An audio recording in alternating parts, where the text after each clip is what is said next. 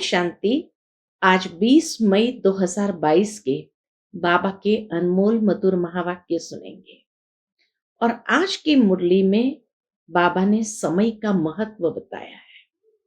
बाबा कहे, बच्चे, तुम्हें अपने समय को सफल करना है, अपने समय को बर्बाद नहीं करो। किसमें बर्बाद करते हैं? तो बाबा कहे, खाने पीने और सोने में। परंतु जितना तुम श्रीमत पर चल करके कौड़ी से हीरे जैसा बनेंगे, श्रीमत पर चलकर सपूत बनेंगे, अर्थात तुमने अपने समय को सफल किया।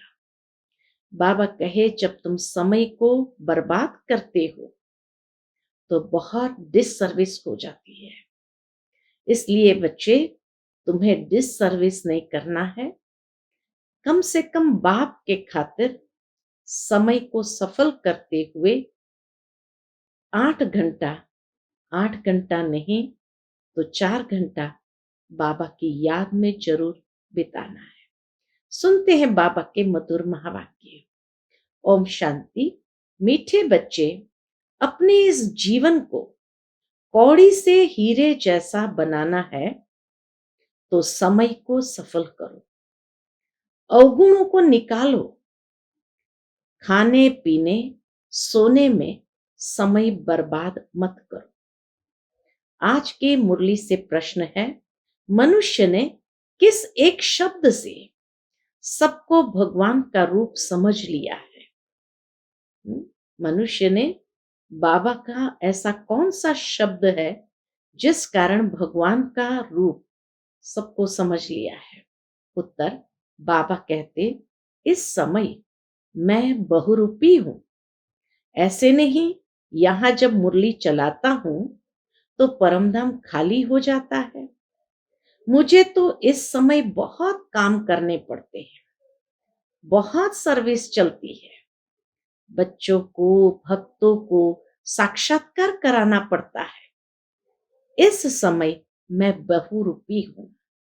बाबा कहे, इस समय मैं बहुरूपी हूं। इसी एक शब्द से मनुष्य ने कहा है, यह सब भगवान के रूप है। दूसरा प्रश्न मुरली से है, बाप की किस श्रीमत को पालन करने वाले बच्चे सपूत है? उत्तर है, बाबा कहते, बच्चे, कभी भी डिससर्विस न करो। टाइम बहुत वैल्यूएबल है, इसे सोने में न गंवाओ। कम से कम 8 घंटा मेरे खातिर दो।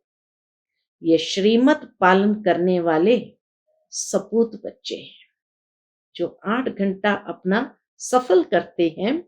बाबा कहे, ये श्रीमत जिसने पालन की वो सपूत बच्चे हैं।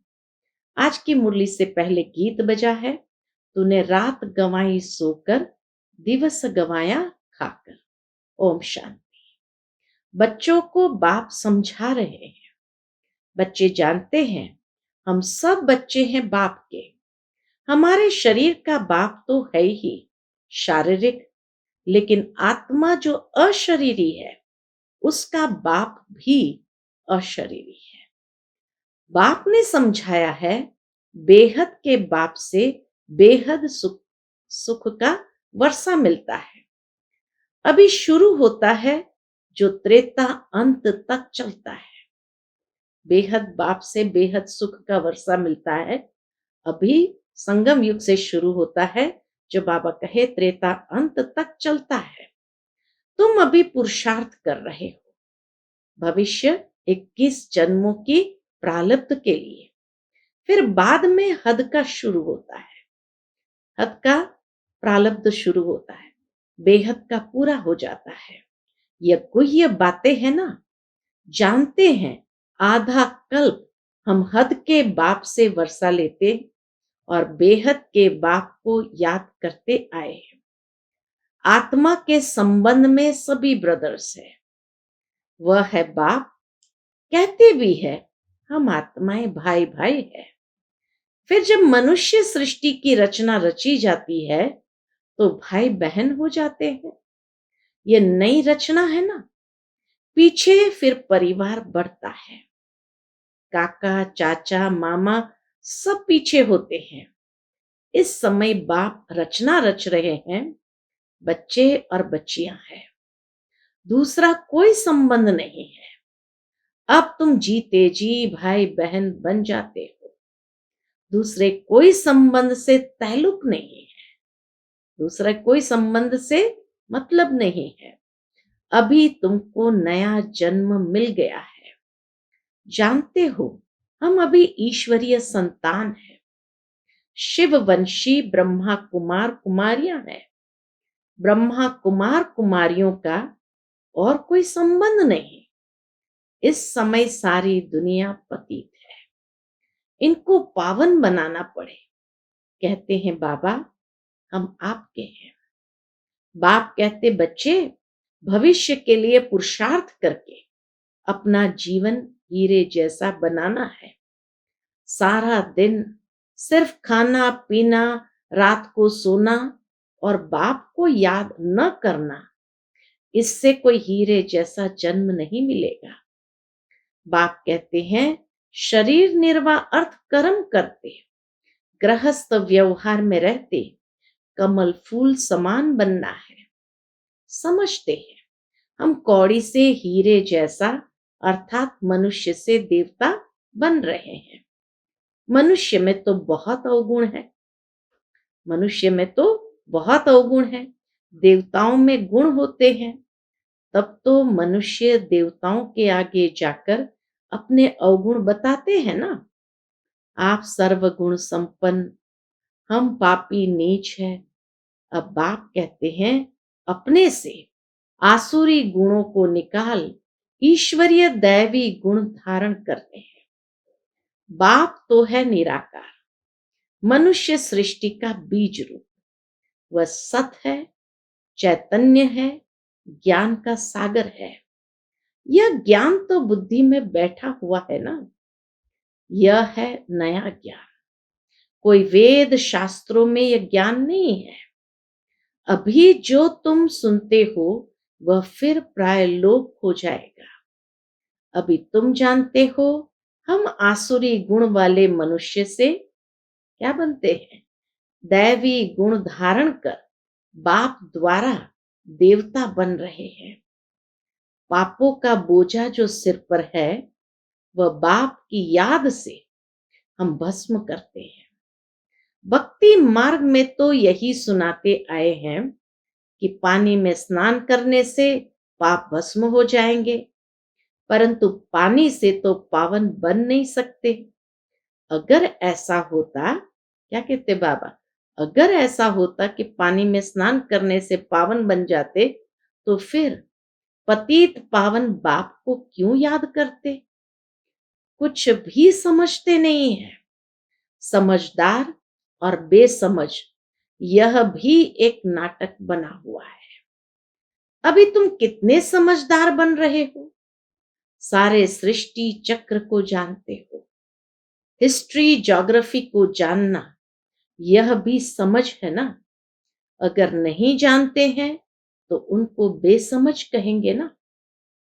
अभी तुम बच्चे जानते हो, क्या जानते हैं, बाबा ने अपना परिचय अपने बच्चों को दिया है कि मैं आया हूं तुमको हीरे जैसा बनाने।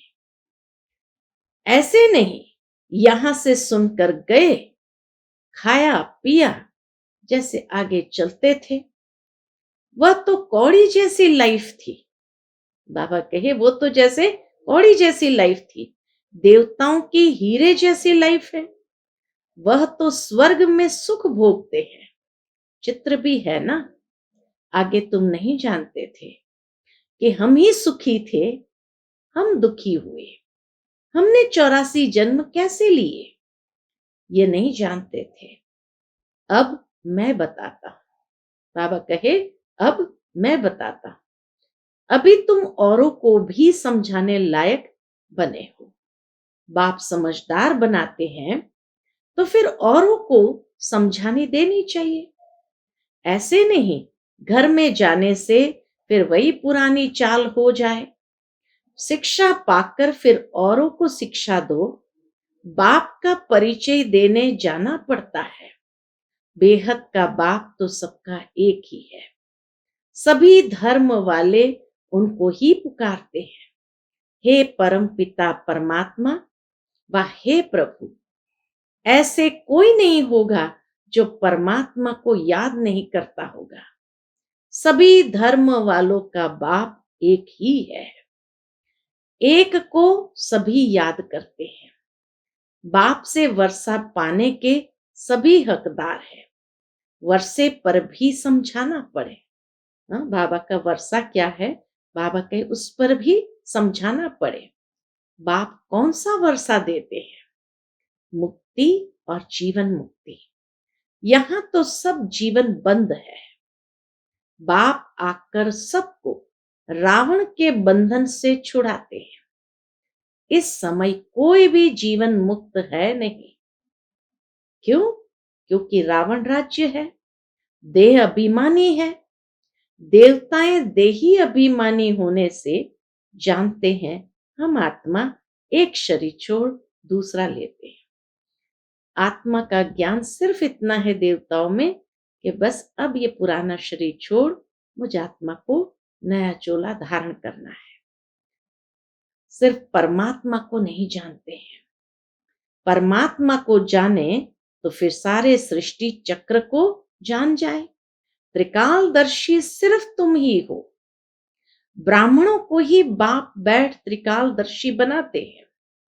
जब देवताएं भी त्रिकालदर्शी नहीं तो उनकी जो वंशावली आती है उनमें भी यह ज्ञान नहीं रहता है। त्रिकालदर्शी बाबा सिर्फ हम बच्चों को बनाते हैं संगम युग पर। फिर सतयुग में ये तीनों कालों का ज्ञान, परमात्मा का ज्ञान लुप्त हो जाता। सिर्फ आत्मा का इतना ज्ञान रहता है, मैं आत्मा एक चोला छोड़ दूसरा लेना है। तो फिर दूसरों में ये कहां से आएगा? देने वाला भी एक ही है। यह सहज राजयोग की नॉलेज और कोई को हो नहीं सकती। देवी देवता धर्म का शास्त्र भी तो होना चाहिए। तो ड्रामा अनुसार उन्हों को फिर शास्त्र बनाने पड़ते हैं। गीता, भागवत आदि सब ऐसे ही फिर बनेंगे। ग्रंथ भी ऐसे बनेंगे। अभी ग्रंथ कितना बड़ा हो गया है, नहीं तो इतना छोटा था, हाथ से लिखा हुआ था, फिर वृद्धि में लाया है। यह भी ऐसे है। इनका अगर ग्रंथ बैठ बनाओ, बाबा के ज्ञान का अगर ग्रंथ बैठ बनाओ तो बहुत बड़ा हो जाए, परंतु फिर उनको शॉर्ट किया जाता है। पिछाड़े में बाप 2 अक्षर कहते हैं। कौन से 2 अक्षर? मन मना भव। मैं तुमको सब वेद शास्त्रों का सार समझाता हूं, तो जरूर नाम तो लेना पड़ेगा ना। फलाने शास्त्र में यह है। वह कोई धर्म का शास्त्र नहीं। भारत का धर्म एक ही है, बाकी वह किस धर्म के शास्त्र है? कब सिद्ध नहीं कर सकते। बाबा कहे अगर ये पूछेंगे तो कोई भी इस बात को सिद्ध नहीं कर सकते। भारत का शास्त्र है ही एक गीता। गीता भी सर्वशास्त्र शिरोमणि गाई हुई है। गीता की महिमा तुम एक्यूरेट जानते हो। जिस गीता से बाप आकर भारत को स्वर्ग बनाते हैं, भारत के शास्त्र को मान बहुत मिलता है, परंतु गीता का भगवान कौन था उनको न जानने कारण झूठा कसम उठाते हैं। अब उनको करेक्ट करो। बाबा कहे अब उनको करेक्ट करो। भगवान ने तो ऐसे कहा नहीं। कौन सी बात? बाबा कहे उनको करेक्ट करो कि भगवान ने तो ऐसे कहा नहीं है कि मैं सर्वव्यापी हूं। बच्चे ने प्रश्न पूछा। कोई बच्चा होगा बाबा के सामने, तो बच्चे ने प्रश्न पूछा। क्या पूछा? शिव बाबा जब इधर आते हैं, मुरली चलाते हैं, तो क्या परमधाम में भी है? बाबा कहते हैं इस समय तो हमको बहुत काम करने पड़ते हैं। बाबा कहते, इस समय तो हमको बहुत काम करने पड़ते हैं, बहुत सर्विस चलती है। कितने बच्चों को, भक्तों आदि को भी साक्षात्कार कराता हूं। इस समय मैं बहुरूपी हूं। बहुरूपी अक्षर से भी मनुष्य ने समझा है सब रूप उनके हैं। ये बहुरूपी अक्षर से ही मनुष्य ने समझा कि सब रूप उनके हैं। माया उल्टा लटका देती है, फिर बाप सुलटा बनाते हैं। तुम बच्चे अभी मुक्ति धाम में जाने का पुरुषार्थ करते हो। तुम्हारी बुद्धि है मुक्ति धाम तरफ। ऐसा कोई मनुष्य पुरुषार्थ करा न सके जो तुमको बाप करा रहे हैं। हाँ, ये संगम युग पर ही बाप आकर के हमें ऐसा पुरुषार्थ करा रहे हैं। बाकी कोई युग में कोई भी करा नहीं सकते। अब अपना बुद्धि योग वहां लगाओ, जीते जी इस शरीर को भूलते जाओ। मनुष्य मरते हैं तो कहते हैं स्वर्ग पधारा, फिर भी रोते रहते हैं। बाप के जो सपूत बच्चे होंगे वही बाप के मददगार बन सर्विस करेंगे। वह कभी डिस सर्विस नहीं करेंगे। अगर कोई डिस सर्विस करते हैं तो गोया अपनी करते हैं। बाबा कहते हैं मीठे बच्चे, ये टाइम बहुत वैल्यूबल है, इसलिए इस टाइम को बर्बाद नहीं करना है, डिस सर्विस नहीं करनी है। बाबा कहते मीठे बच्चे, ये टाइम बहुत वैल्यूबल है। मनुष्य 21 जन्म के लिए, भविष्य 21 जन्म के लिए तुम कमाई करते हो। तुम जानते हो हमको विश्व की बादशाही मिलती है। कितनी भारी कमाई है, तो उसमें लग जाना चाहिए। बाप को याद करना है। जैसे गवर्नमेंट की सर्विस में 8 घंटा रहते हैं, बाबा भी कहते हैं मेरे खातिर 8 घंटा दो।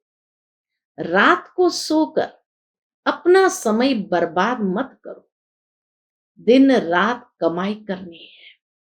ये तो बड़ी सहज सिर्फ बुद्धि की बात है। मनुष्य जब धंधे पर जाते हैं तो पहले मंदिर के सामने हाथ जोड़कर फिर दुकान पर जाते हैं। लौटते समय फिर भूल जाते हैं। घर याद आ जाता है। कितनी प्रैक्टिकल बात बाबा सुनाते। जाते समय दुकान पर, मंदिर के सामने हाथ जोड़ करके जाते हैं, लेकिन लौटते भूल जाते हैं। घर याद आ जाता है, वह भी अच्छा है, परंतु अर्थ कुछ भी नहीं जानते। बाबा कहे अर्थ तो जानते नहीं है। तुम बच्चों को कलकत्ते में तो बहुत अच्छी रीति समझाना चाहिए। काली माता का वहां बड़ा मान है।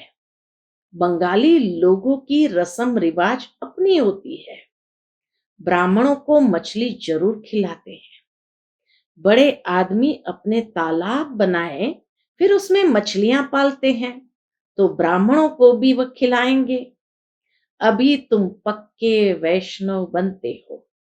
प्रैक्टिकल में तुम विष्णु की पुरी में चलते हो।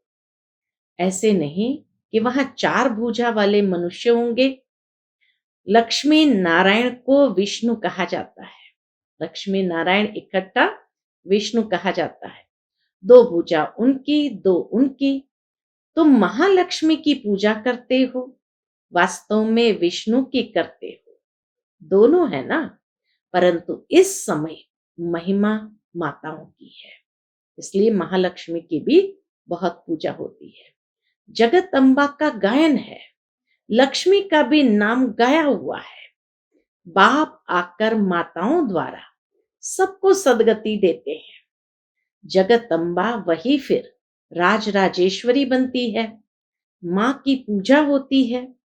वास्तव में जगत अम्बा तो एक है ना। जैसे शिव का एक लिंग बनाते हैं, जैसे शिव का एक लिंग बनाते हैं, वैसे फिर छोटे छोटे शालिग्राम भी बनाते हैं। वैसे काली के भी छोटे मंदिर बहुत है। वह जैसे माँ की संतान है। अभी बाप तुमको अपना बनाते हैं, इसको ही बलि चढ़ना कहा जाता है। बाबा का बनना यही तो बलि है। तुम बलि चढ़ते हो उन पर, इस ब्रह्मा पर नहीं। किस पर बलि चढ़ते? शिव बाबा पर, इस ब्रह्मा पर नहीं। तो बाप समझाते हैं अभी टाइम वेस्ट नहीं करना चाहिए। धंधा आदि भल करो। अगर पैसा काफी है खाने के लिए तो फिर जास्ती माथा क्यों मारते हो? हाँ, शिव बाबा के यज्ञ में देते हो तो जैसे विश्व की सेवा में लगाते हो। बाबा कहेंगे सेंटर्स बनाओ जहां ये बच्चियां मनुष्य को देवता बनाने का रास्ता बतावे। ये पढ़ाई कितनी फर्स्ट क्लास है, बहुतों का कल्याण हो जाएगा। बाप कहते हैं लाख करोड़ कमाओ परंतु काम ऐसा करो जिससे भारत पावन बने। कितना भी पैसा कमाओ लेकिन बाबा कहे उसको भी सफल करो जिससे कि भारत पावन बने, एवर हेल्दी बने। तुम भविष्य के लिए भी पूरा वर्षा लेते हो। वहां गरीब तो कोई होते नहीं, वहां भी अभी के प्रारब्ध भोगते हो। तो इतनी धारणा करनी चाहिए तुम्हारा एक एक पैसा हीरे समान है, इनसे भारत स्वर्ग बनता है। बाकी जो बचेगा वह तो खत्म हो जाएगा। जो कुछ पैसा बचे इस सर्विस में लगाओ। ये बड़े ते बड़ी हॉस्पिटल है। कई गरीब बच्चे कहते हैं हम 8 आना देते हैं, मकान में ईंट लगा दो। हम जानते हैं यहां से मनुष्य एवर हेल्दी बनेंगे। यहां तो ढेर आएंगे। क्यों ऐसी लगेगी, देखो बाबा की भविष्यवाणी, क्यों ऐसी लगेगी जो कब नहीं देखी हो। तो कितनी खुशी रहनी चाहिए। हम क्या से क्या बनते हैं? हम शिव बाबा से बेहद का वर्षा लेते हैं। बाप है निराकार ज्ञान का सागर, वह इस रथ में प्रवेश करते हैं। तो बच्चों को बहुत रहमदिल बनना चाहिए, अपने पर भी और दूसरों पर भी रहम करना चाहिए। अच्छा, मीठे मीठे सिकिलदे बच्चों प्रति माता पिता बाप दादा का याद प्यार और गुड मॉर्निंग। रूहानी बाप की रूहानी बच्चों को नमस्ते। हम सब रूहानी बच्चों की रूहानी माता पिता बाप दादा को याद प्यार, गुड मॉर्निंग और नमस्ते। नमस्ते, शुक्रिया बाबा, शुक्रिया। आज की मुरली से धारणा के लिए मुख्य सार। पहली पॉइंट, भारत को पावन बनाने की सेवा में अपना तन मन धन सफल करना है। पैसे को हीरा समझ स्वर्ग बनाने की सेवा में लगाना है, व्यर्थ नहीं गंवाना है। दूसरी पॉइंट, भविष्य 21 जन्म की प्रारब्ध बनाने के लिए दिन रात कमाई जमा करनी है, समय बर्बाद नहीं करना है, शरीर को भूलने का पुरुषार्थ करना है। आज का बाप दादा का मधुर वरदान हम बच्चों के प्रति, अकाल तख्त सो दिल तख्त नशीन बन, स्वराज्य के नशे में रहने वाले प्रकृति जीत माया जीत भव। अकाल तख्त सो दिल तख्त नशीन बन, स्वराज्य के नशे में रहने वाले प्रकृति जीत माया जीत भव। अकाल तख्त नशीन आत्मा सदा रूहानी नशे में रहती है। जैसे राजा बिना नशे के राज्य नहीं चला सकता, ऐसे आत्मा यदि स्वराज्य के नशे में नहीं तो कर्मेंद्रिय रूपी प्रजा पर राज्य नहीं कर सकती। इसीलिए अकाल तख्त नशीन सो दिल तख्त नशीन बनो। बाबा कहे अकाल तख्त नशीन सो दिल तख्त नशीन बनो और इसी रूहानी नशे में रहो तो कोई भी विघ्न व समस्या आपके सामने आ नहीं सकती। प्रकृति और माया भी वार नहीं कर सकती। तो तख्त नशीन बनना अर्थात सहज प्रकृति जीत और माया जीत बनना। आज का स्लोगन है, संकल्पों की सिद्धि प्राप्त करनी है तो आत्मशक्ति की उड़ान भरते रहो। संकल्पों की सिद्धि प्राप्त करनी है तो आत्मशक्ति की उड़ान भरते रहो। अच्छा, ओम शांति।